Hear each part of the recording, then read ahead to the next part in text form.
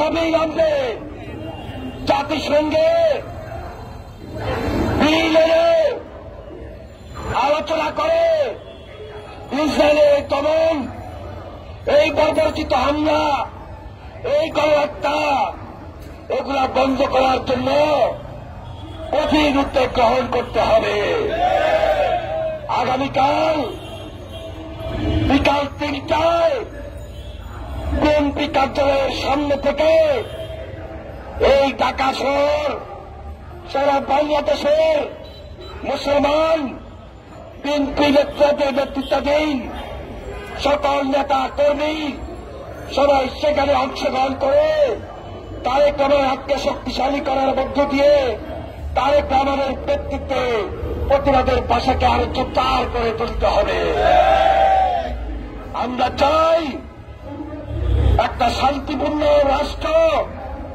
আমরা চাই একটা শান্তিপূর্ণ পৃথিবী যেখানে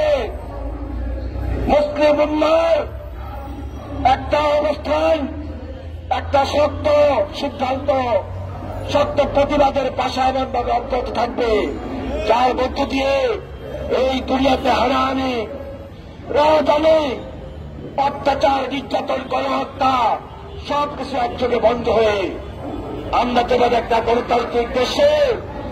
আজকে জোরালোভাবে দাবি তুলেছি, ফ্যাসিস্ট হাসিনা যেভাবে আগ্রাসনের মাধ্যমে ভারতীয়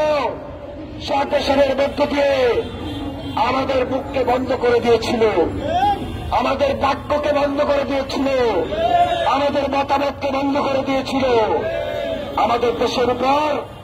অত্যাচার নির্যাতন করে আমাদেরকে রুখে দিতে চেয়েছিল,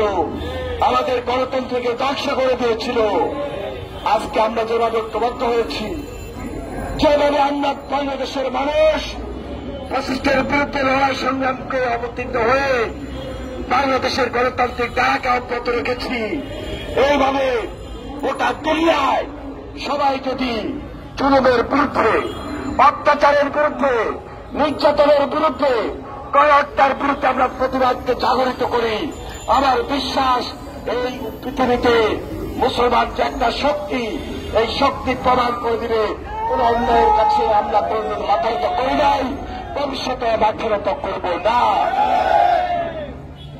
আজকে যারা উপস্থিত হয়েছেন আপনারা ওলামায়ে মাশায়েখ বৃন্দ, মহান আল্লাহ তাআলার কাছে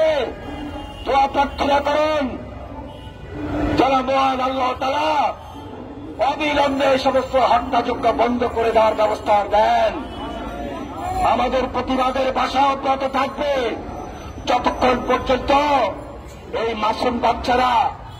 এই নারী, এই পুরুষ নির্যাতনের হাত থেকে রক্ষা না পাবেন। আপনাদের সবাইকে সংগ্রামী সালাম।